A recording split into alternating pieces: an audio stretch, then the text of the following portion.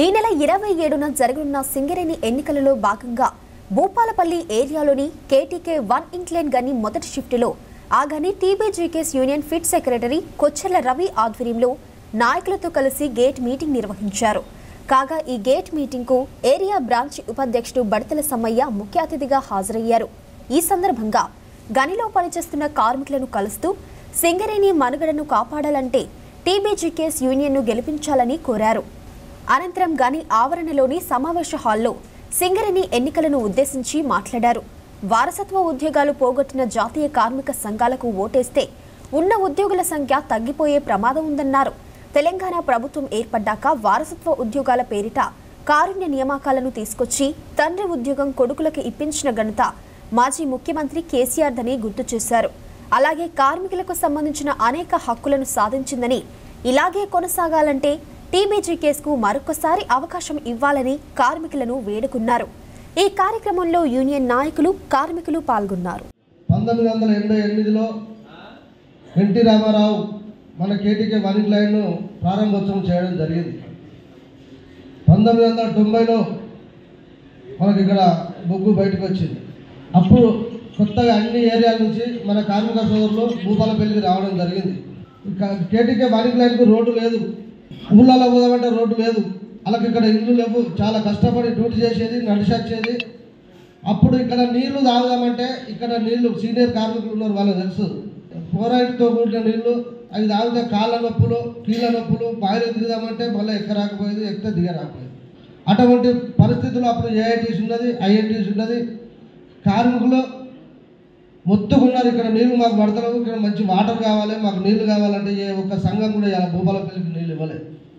అదే తెలంగాణ బొగ్గుగని కార్మిక సంఘం గెలిచినాక భూపాలపల్లి కార్మికులకు ఇవాళ ఏ కోటర్లో చూసుకున్నా, ఎక్కడ చూసుకున్నా కూడా గోదావరి వాటర్ తెలంగాణ బొగ్గుగని కార్మిక సంఘం కొట్లాడి 2012లో గెలిచినాక ఈరోజు గోదావరి వాటర్ తీసుకురావడం జరిగింది. అదే జాతీయ సంఘాలు ఏం చేసినాయి, గత 10 సంవత్సరాలు 20 సంవత్సరాలు కార్మికులు ఇబ్బంది పడుతుంటే బాయిలకు దిగలేక కీళ్ళ నొప్పులతో, కాళ్ళ నొప్పులతో, మోకాళ్ళ నొప్పులతో ఇబ్బంది పడుతుంటే ఏ ఒక్క సంఘం కూడా పట్టించుకోలేదు. మనం ఒక్కటే ఆలోచించాలి. 98లో గొడవకొట్టిరు ఉద్యోగాలు, మళ్ళీ 2016లో తెచ్చుకున్నాం. ఈ మధ్యలో 20 సంవత్సరాలలో ఎంతమంది కార్మికుల పిల్లలు రోడ్డున పడుకుని మీరు ఆలోచించాలి. మళ్ళీ రేపు రాబోయే రోజులలో కూడా మళ్ళీ కార్మిక ఉద్యోగాలు గొడవడతారు, పక్క గొడవడితే మళ్ళీ ఎంతమంది రోడ్డున పడతారు. చాలామంది ఆశతో ఉన్నారు. ఈ రోజులల్లో ఉద్యోగాలు దొరకాలంటే చాలా కష్టం. కాబట్టి కార్మిక సోదరులను మీరు ఆలోచించాలి.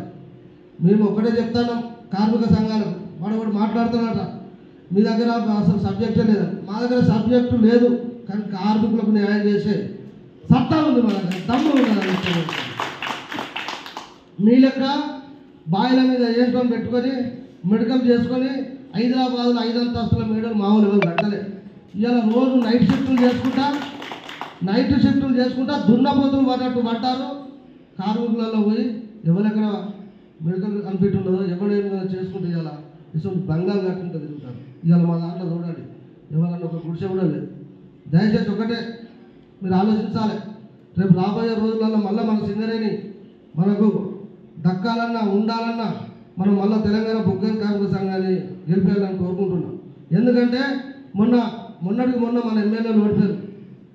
మన రమణారెడ్డి గారు ఉన్నారు, ఆయనకు ఒక బలం ఇద్దాం, కేసీఆర్కి ఒక బలం ఇద్దాం.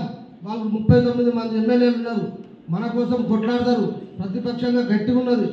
కాబట్టి తెలంగాణ బొగ్గుగని కార్మిక సంఘాన్ని గెలిపించి మళ్ళా మన రమణారెడ్డి గారి చేతిలో పెడితే కార్మికులు మళ్ళీ నాకు బలం ఇచ్చారు, దేనికైనా కొట్లాడతా, ఏమైనా తీసుకొస్తా, ఈ హక్కులైనా తీసుకొస్తారని ఆయన బలంతో పోయి మనం పోయి మన హక్కులు మళ్ళీ సాధించుకుంటామని తెలియజేస్తున్నాం.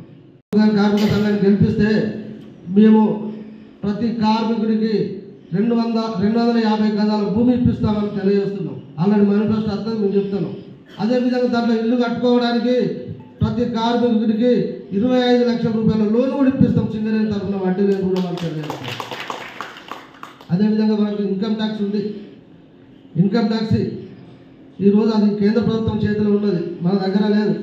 అది కేంద్ర ప్రభుత్వం చేయాలి. కానీ మేము డిమాండ్ చేసేది ఏంటంటే, మీరు రేపు ఇప్పియబోయేది ఏంటంటే సీఎంపీఎఫ్లో సగం పైసలు మనకి కట్ అవుతున్నాయి, సగం పైసలు కంపెనీ కడతారు.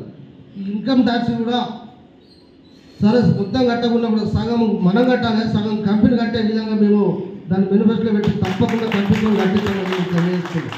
కార్మిక సోదరులను దయచేసి మీ అందరికీ మరొకసారి దండం పెడుతున్నా.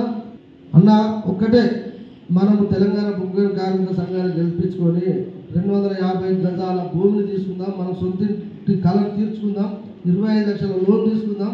కాబట్టి మీరు తెలంగాణ బొగ్గు కార్మిక సంఘానికి ఓట్లేసి అధిక మెజార్టీతో గెలిపించి మన హక్కులను సాధించుకోవాలని మీకు తెలియజేస్తూ